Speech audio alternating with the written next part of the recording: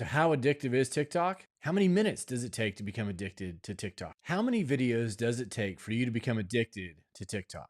What do the shocking new details show from TikTok executives themselves about redacted details that really show how addictive TikTok is and what their internal memos are really saying about this app and your kids? The secret is out, and we're going to dive into it. Hey everybody, Jonathan Morrow here, where I give you tools and training to understand culture and live out a biblical worldview. If you're finding these videos helpful, please hit the subscribe button, like, and share with a friend. That helps me spread the word and other people find this important content. So what does this new report really show about TikTok and how addictive it really is? So let's dive into the brand new, shocking secrets that have been revealed in these unredacted documents that NPR broke in a recent story about how addictive TikTok really is. You're going to find these details shocking, honestly, and they hopefully will put into perspective, really in many ways, how dangerous this app is for kids and their well-being. But I'm going to share those things, so be sure to stay at the end because there's some pretty amazing and revealing quotes that I'm going to share with you that you do not want to miss if you really want to understand what TikTok is doing to the next generation, what social media is doing to the next generation. So what happened is there's a series of lawsuits in which states are suing TikTok because of the addictive nature and the harmful nature to kids. And they're making the case that TikTok is knowingly doing these things. Well, there was a report that was done in which NPR, and they were trying to copy and paste some of the documents, and then all of a sudden it became evident that some of these court documents that had been redacted became readable. And we now know some of the insights and the direct quotes of what's going on behind the scenes at TikTok about what they're saying about their own product and how addictive it really is. So for the first time, internal TikTok communications have been made public that show a company unconcerned with the harms the app poses for American teenagers. Now, this was a report by Bobby Allen and Sylvia Goldman and Dara Kerr of NPR, and they reported on this. But the confidential material is part of a more than 2-year investigation into TikTok by 14 attorneys general that led to state officials suing the company on Tuesday. The lawsuit alleges that TikTok was designed with the express intention of addicting young people to the app. The states argue that the multi-billion-dollar company deceived the public about the risks. So there's a ton of internal communications, documents, and research and data that were redacted, they were blacked out, but they were made known for a little while, and now they've been sealed again. So what I'm going to do is I'm going to share with you a couple of these highlights about TikTok from the app makers themselves that were revealed to the public, but they weren't supposed to be. But that just shows you how important it is to understand what these secret communications are actually showing. So the first thing you need to know is this. TikTok's internal estimate shows that 95% of smartphone users under 17 use TikTok. Now, that is a stunning amount of use and percentage and market share. In fact, TikTok views itself as being in an arms race for attention, according to a 2021 internal presentation. And so what we see is that we see literally the words arms race for attention. Look, this is an attention economy, and TikTok is battling for the hearts and minds of the next generation. They want their attention and they want to monetize it. So one of the things that they found was that you can be addicted in under 35 minutes. TikTok quantified the precise amount of viewing it takes for someone to form a habit. 260 videos. Now let's just stop and think about that. 260 videos are the number of videos to get you addicted to TikTok. Now, if you think about that and understand that on TikTok, if you're not familiar with that, that's 4, 5, 6, 7, 8-second videos, okay? And that amounts to about 35 minutes to get you addicted to TikTok. That's all it takes. And so those are the numbers, right? 260 videos, 35 minutes. That's what the internal documents show. That's what they're aiming for. If they can get that, they can get your kids' attention and get them returning over and over and over again. All right. And that's pretty stunning. Okay. TikTok's own research concluded that kids were the most susceptible to being sucked into the app's infinitely flowing feed of videos. Quote, as expected across most engagement metrics, The younger the user, the better the performance. And they're monitoring the performance metric of that. And that was in 2019. So that's only increased by then as the app has grown in popularity and intensity and everything else with it. Now, another thing that's fascinating, and honestly, this is very revealing because TikTok has a time limit tool that it introduced to hopefully help parents feel better about their kids being on TikTok. And it was aimed at improving public trust, not limiting app use. In fact, they found that it wasn't limiting app use at all. It was a PR stunt to show that it looked like they were doing something, right? The app lets parents place time limits on their kids' usage that range from 40 minutes to 2 hours per day. TikTok created a tool that set the default time prompt at 60 minutes per day.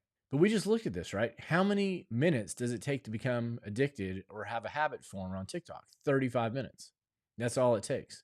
So even with that meager limit, number one, you're already in the realm and range of addiction. But number two, it shows that it's not reducing anything. So for example, after tests, TikTok found that the tool had little impact, accounting for about a 1.5 minute drop in usage. Get this, with teens spending around 108.5 minutes per day beforehand to roughly 107 minutes with the tool. According to the Attorney General's complaint, TikTok did not revisit the issue, right? So look, they introduced this thing to appear as if they're doing something good, but they're not really doing something good to help. They're saying they're going to give the illusion of this. It'll help make parents feel better about this, but it doesn't actually move the needle at the end of the day. Now, there's two quotes that are super revealing and honestly super damning about the nature of TikTok and how it is designed in many ways to be predatory on its users, as well as the effects that it's having on kids. But before I get to that, speaking of parent tools, what actually does work if you want to do something? And I really want to let you know about this. I've created a tool for parents called Refresh. It's a practical online course that helps busy moms and dads confidently navigate smartphones, social media, and screen time because we've always known there's a problem. This is the number one parenting issue. I've created a course for you on this. It's called Refresh. You can go to refreshcourse.net. You can click on one of these cards, click in the links below.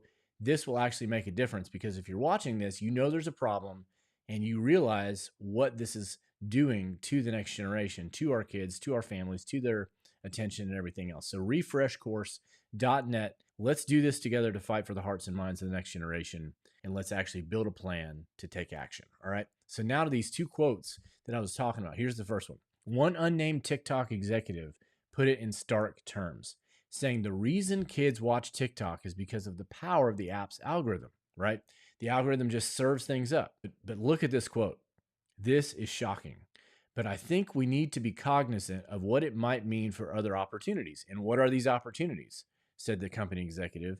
And when I say other opportunities, I literally mean sleep and eating and moving around the room and looking at someone in the eyes. Now that is just remarkable. What they're trying to do is get even more attention to keep kids from sleeping, from eating, from moving around the room and looking into other people's eyes. That's the competition. Just let that sink in. What they're saying is we need to try to find more opportunities to keep them from sleeping, eating, moving around the room, and looking at people in the eyes and being human and being with their family and being with the people who love them. That is just incredibly revealing about how the people at these apps and executives are aiming these devices and this software and these apps at our kids, right? And it's having devastating effects. I mean, look at this. TikTok's own research states that compulsive usage correlates with a slew of negative mental health effects like loss of analytical skills, which means you're not able to think clearly, memory formation, you're not able to remember things, contextual thinking, you're not able to organize and synthesize ideas, conversational depth, empathy, and increased anxiety, according to this suit. Now that is what TikTok is doing to the brains, the hearts, and minds of our kids by design. It's an arm race for their attention, and it's distracting them in as little as 35 minutes, right? 200 plus videos of these little 6-second, 5-second, 8-second videos, just rapid fire, right? And all of a sudden, they're hooked. The dopamine's released and they're locked in. They can't do anything about it. And it's having a devastating effect. And again, one more thing on this because this is so important. We can't do nothing. If you're watching this video, you know that we can't do nothing. And that's why I got fed up with this, because I kept seeing stuff like this.